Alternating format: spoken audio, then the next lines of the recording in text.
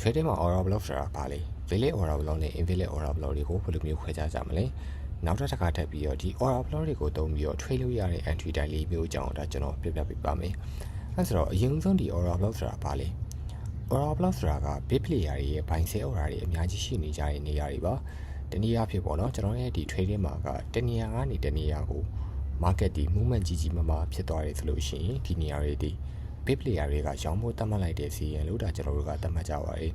တကယ်လို့တော့ market ကပေါ့နော်ဒီနေရာတွေကိုဒါပြန်ပြီးတော့ရောက်လာခဲ့မယ်ဆိုလို့ရှိရင်ဒီနေရာတွေဒီ big player တွေကရောင်းဖို့တတ်မှတ်ထားတဲ့ဈေးနှုန်းဖြစ်တာအကြောင်းနောက်တစ်ခါပြန်ပြီးတော့ရောက်လာတယ်ဆိုလို့ရှိရင်လည်းဒီဇုံတွေကနေဈေးပြန်ပြီးတော့ကျနိုင်တယ်လို့ဒါကျွန်တော်တို့ကတတ်မှတ်လို့ရပါတယ်အဲဆိုတော့ကျွန်တော်တို့ဒီမှာ valuation လာပြီးတော့ကြည့်လိုက်ပါနော်ကျွန်တော်ဒီကနေပြီးတော့ market ဒီ movement ကြီးမားမားနဲ့ကျသွားတယ်ကျွန်တော်ဒီနားလေးမှာဒါ order block လေးတစ်ခုသူကျန်ခဲ့တယ်နောက်တစ်ခါသူဈေးက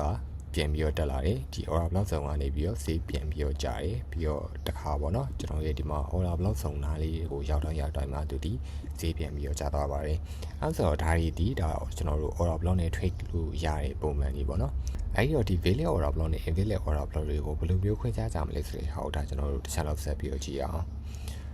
အဲ့ရပါတော့ကျွန်တော်ရဲ့ဒီ order block အနေနဲ့ user maker နေမှာဒါကျသူ့မှာကအချက်လေးချက်ရှိပါတယ်နံပါတ်1ချက်ကတော့ဒီ order block အနေနဲ့ user maker နေကကျတော့ share ကန်တွေကိုကြောရပါမယ်နံပါတ်2 order block မှာ gap ဒါမှမဟုတ် imbalance ရှိရပါမယ်နံပါတ်3 OB area ကဘယ်ကန်နေမှလာပြီးတော့မထိရသေးတဲ့ unmitigated area နေရာဖြစ်ရပါမယ်နံပါတ်4 order block တွေမှာပေါ့နော်ဒီ breakout structure ဒါမှမဟုတ် changing factor တွေဒါရှိဖို့တက်လို့ရပါတယ်ဒါကကျတော့တချို့နေရာတွေကျတော့ဒီ breakout structure နဲ့ changing factor တွေဒါတွေကမရှိဘဲနဲ့ဒီ order block အနေနဲ့ယူလိုက်လို့ရတဲ့နေရာတွေလည်းရှိရပါတော့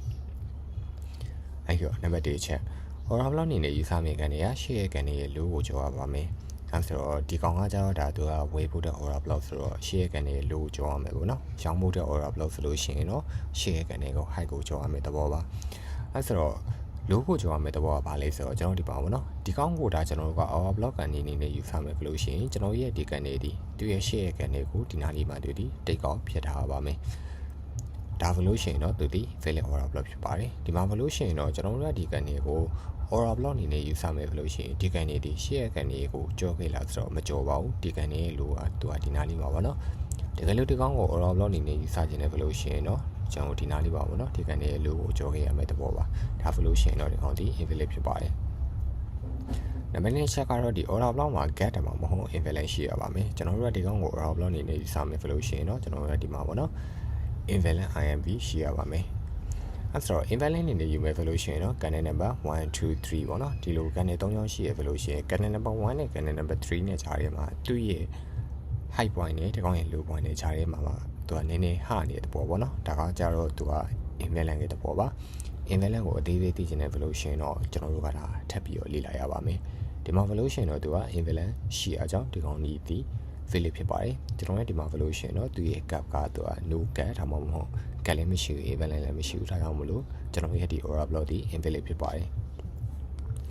်နံပါတ်3ကကျတော့ OB area ကဘယ်ကနေမှလာပြီးတော့မထိရသေးတဲ့ unmitigated area ဖြစ်ရပါမယ်ဒီမှာ valuation တော့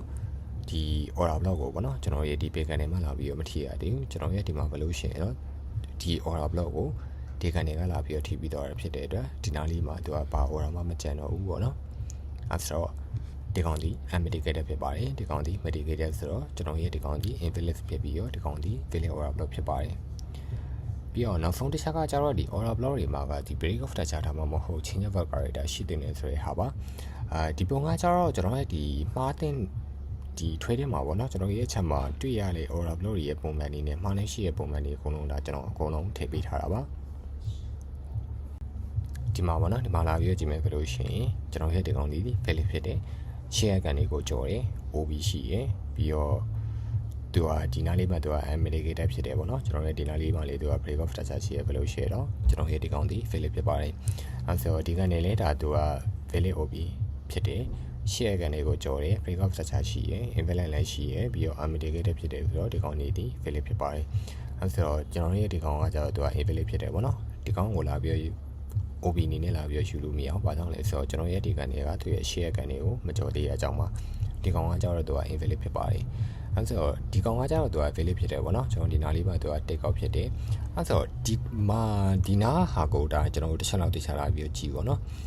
သူကရှေ့ကနေကိုကြော်တယ်ပြီးတော့ဒီကောင်ကို OB နေနဲ့ယူမယ်ဆိုလို့ရှိရင်တော့သူက IMB invalid ရှိရမယ်ပေါ့နော်ဒါပေမဲ့ဒီကနေအတွက်ဆိုလို့ရှိရင်တော့ invalid မရှိဘူးဒါပေမဲ့သူ့ရဲ့ invalid ကဘယ်ကနေတွက်လာပြီးရှိမလဲဆိုလို့ရှိရင်တော့ဒီကနေတွက်လာပြီးရှိပါတယ်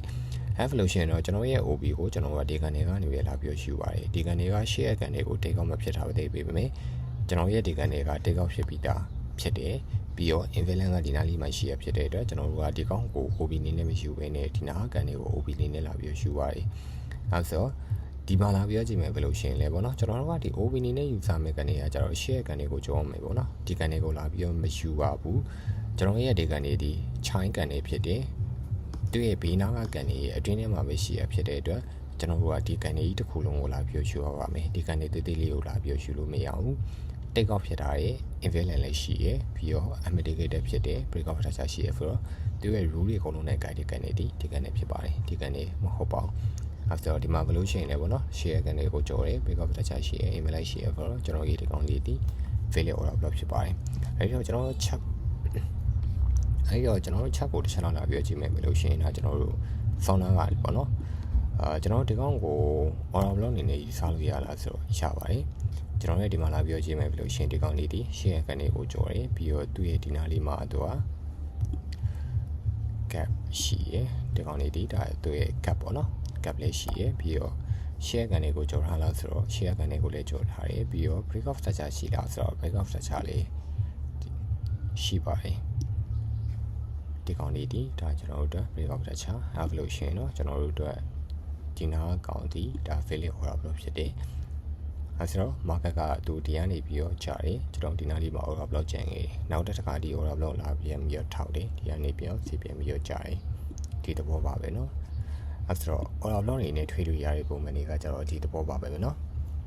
အဲ့ဆိုတော့နောက်တစ်ခါထပ်ပြီးတော့ဒီ order block တွေကိုသုံးပြီးတော့ကျွန်တော်တို့က entry ဝင်မယ်ဆိုရင် entry ဝင်လို့ရတဲ့ပုံပဲ၄မျိုးရှိပါတယ်ဒီ၄မျိုးကိုဒါကျွန်တော်တို့ထပ်ပြီးတော့လေ့လာကြည့်အောင်နံပါတ်1ကတော့ wick entry ဖြစ်ပါတယ်ကျွန်တော်ဒီ order block ရဲ့ wick ကနေပဲကျွန်တော်တို့တန်းပြီးတော့ entry ဝင်တဲ့ပုံမှန်ပါနောက်ဒီနားလေးမှာသူက order block ရှိမယ်အဲဆိုတော့ဒီ order block ကနေရဲ့ wick ကနေပြီးတော့ဒါကျွန်တော်တို့ entry ဝင်မယ် stop loss ကိုတော့ဒီ order block ရဲ့ထန်တာလေးပါဒါကျွန်တော်တို့ပြီးလို့ရပါတယ်နောက်ထပ်နံပါတ်2 entry ကတော့ကျွန်တော်တို့ body entry ပေါ့နော်ကျွန်တော်တို့ order block ကနေရဲ့ body ကနေပြီးတော့ entry ဝင်တဲ့ပုံမှန်လေးပါအဲ့ဆိုတော့ body ကနေပြီးတော့ entry ဝင်မယ်ဆိုလို့ရှိရင်တော့ကနေရဲ့ body ကနေပြီးတော့ entry ဝင်မယ် stop loss ကတော့ထုံးမှန်နိုင်ပဲကျွန်တော်တို့ဒီအပေါ်ကနေပြီးတော့ entry ဝင်တာပေါ့နော်အဲ့ဆိုတော့ဒီနေရာတွေမှာကတစ်ခုနဲ့တစ်ခုကဘာကွာလဲဆိုတော့ကျွန်တော် stop loss ထားတဲ့ rate ကွာတယ် stop loss ထားတဲ့ range ကွာတာနဲ့အမျှကျွန်တော်ရဲ့ဒီ TP ယူတဲ့နေရာတွေမှာ risk and reward လို့ခေါ်တဲ့ RR တွေက stop loss နည်းနေလေ profit ကပို့ပြီးတော့တက်လာလေဖြစ်ပါတယ်ဒါကြောင့်မလို့ဒါကျွန်တော်တို့ကမတူညီတဲ့ entry တွေနဲ့ဝင်ကြတဲ့ပုံမှန်တွေပေါ့နော်အဲ့ဆိုတော့နောက်တစ်ချက်ကတော့ကျွန်တော်တို့ဒီ 50% ပေါ့နော်ကျွန်တော် trader တွေအများဆုံးသုံးနေရှိတဲ့ 50% entry ပါကျွန်တော် order block ရှိမယ်လို့ရှိရင်အဲ့ဒီ order block ကိုဒါကျွန်တော်တို့ကတစ်ဝက်ပိုင်းနေတစ်ဝက်ကနေပြီးတော့ဒါကျွန်တော်တို့ entry ဝင်မယ် stop loss ကိုတော့ဒီ order block ရဲ့ထက်ကနေပြီးပေးပါတယ်ဒါကကျွန်တော်တို့ trader အများဆုံးသုံးနေရှိတဲ့ပုံစံပါDF stop loss ကပို့ပြီးကျင်းတယ်နော်နောက်ဆုံး entry တိုက်ကကျတော့ကျွန်တော်တို့ဒီ stop loss ကို OB မှာပေးတာပေါ့နော်stop loss ကိုတော့ကျွန်တော်ရဲ့ဒီ OB ရဲ့အထက်မှာမပေးဘဲနဲ့ကျွန်တော်ပြီးခဲ့တဲ့ entry တိုက်3မျိုးလုံးအတွက်ဆိုလို့ရှိရင်ဒါကျွန်တော် stop loss ကိုတော့ဒီ OB အတီမှာထားတဲ့ပုံမှန်မှာဒီလိုထားတာကတော့တော်တော်လေးတော့ risk ကများပါတယ်။ဘာကြောင့်လဲဆိုတော့ကျွန်တော်တို့ရဲ့ဒီ trading လုပ်မယ်ဘယ်လိုရှိရင် broker တွေမှာက suppress တွေကရှိရပါတော့။တခါလေကိုယ့်ရဲ့ entry ကမှန်ပေမဲ့နေကျွန်တော်ဒီ OB ရဲ့ quantity ကိုလာထောက်ပြီးတော့မှပြန်ကျသွားတဲ့ခါမျိုးရှိရဲ။အခါကျလို့ရှိရင်တော့ကိုယ့်ရဲ့ entry ကဒီ separate နဲ့ stop loss ရဲ့ကိစ္စတွေရှိရပါတော့ကျွန်တော်ကတော့ဒါကိုတော့တိတ်ပြီးတော့ recommend တော့မပေးဘူးဒီ entry number 3ဖြစ်တယ်ပေါ့နော်ကျွန်တော်ဒီ 50% မှာ entry ဝင် stop loss ကိုတော့ဒီ order block ရဲ့ဌာနလေးမှာပေးပြီးတော့ trade တဲ့ပုံမှန်ပေါ့နော်ဒီပုံမှန်ကိုကျွန်တော်ကတော့ recommend ပေးပါတယ်ဆိုတော့နောက်ထပ် video တွေမှာကျွန်တော်တို့ဒီ trading နဲ့ပတ်သက်တဲ့ knowledge တွေကျွန်တော်တို့ပြန်ပြီးတော့ share ပေးတော့ပါဦးမယ်ဆိုတော့ good luck ပါ